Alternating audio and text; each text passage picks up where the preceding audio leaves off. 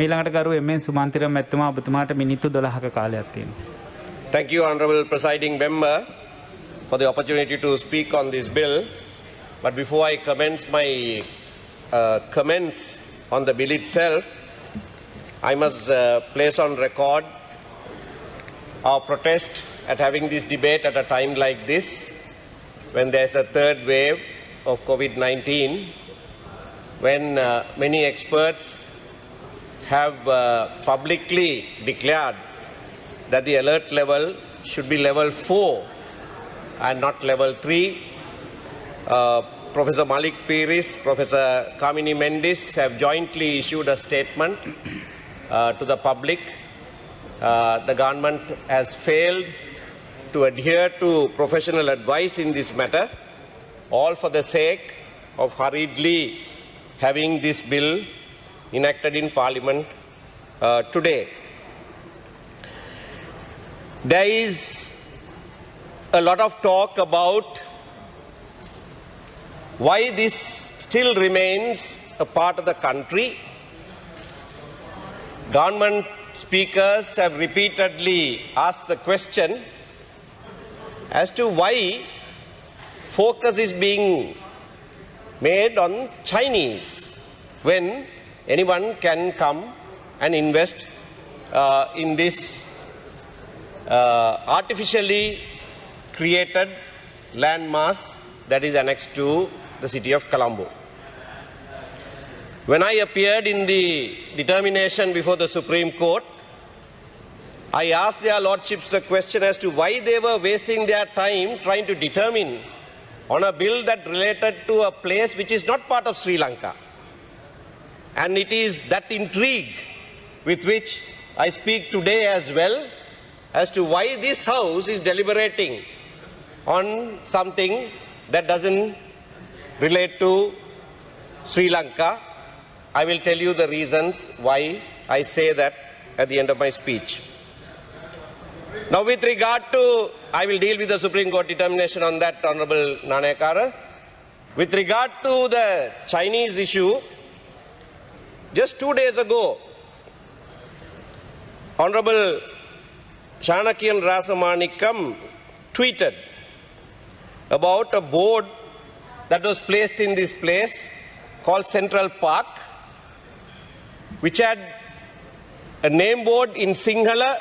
Honourable Nanayakara, you were Minister for National Languages in the previous dispensation, in English and in Chinese. Sinhala, English and Chinese. And you dare ask the question why people are saying Chinese in this. And that is not all. When he raised the question, no Sri Lankan authority gave a reply. There is a tweet by the Chinese embassy.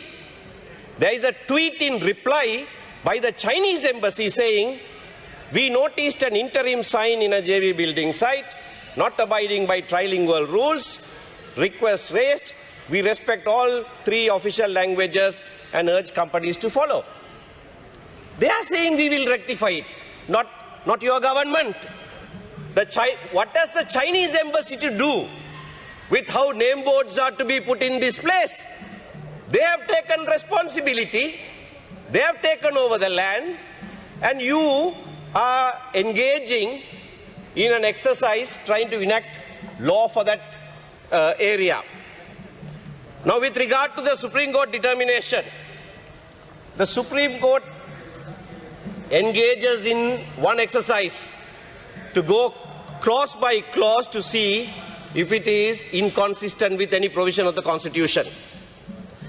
Now, you try to avoid that also happening and timed it in a way that there was only 1 day available for anyone to invoke the jurisdiction of the Supreme Court, yet more than 20 petitions were filed.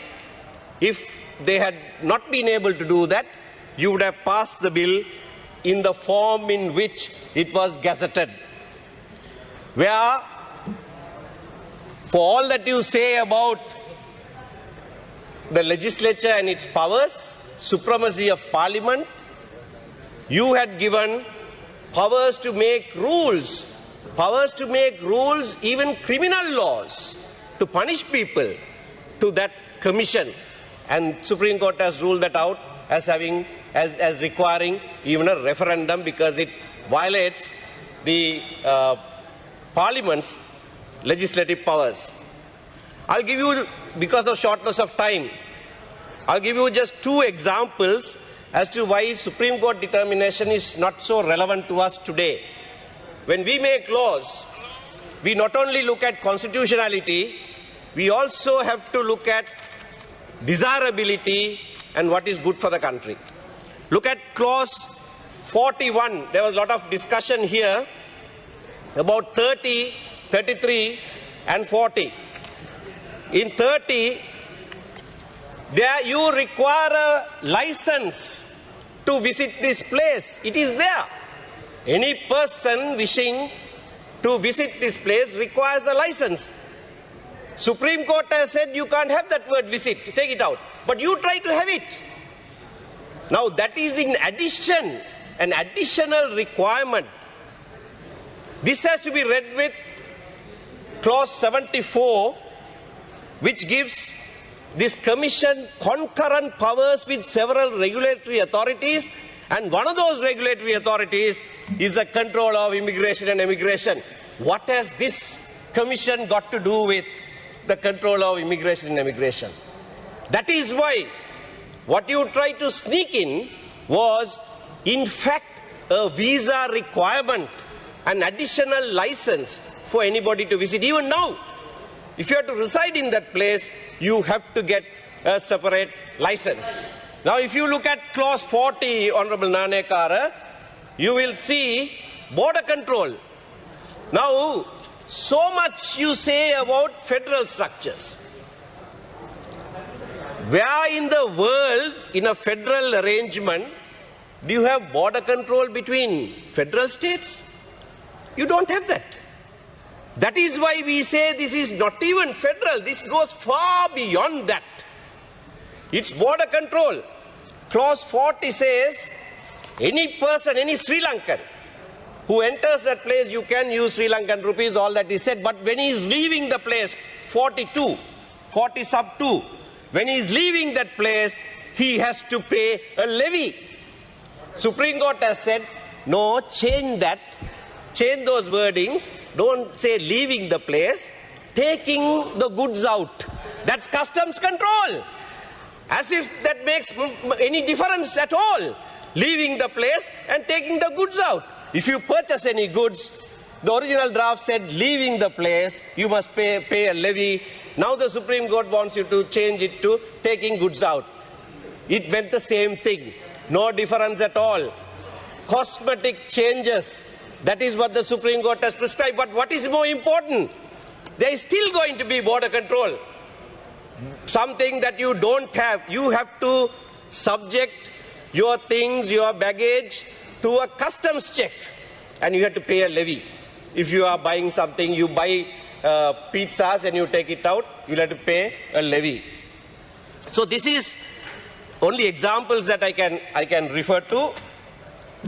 It is a private company. This is not a government corporation. I heard Honorable Professor G.L. Piri say that the government, no, it is not. It has not been made. And the Supreme Court hasn't declared it to be one.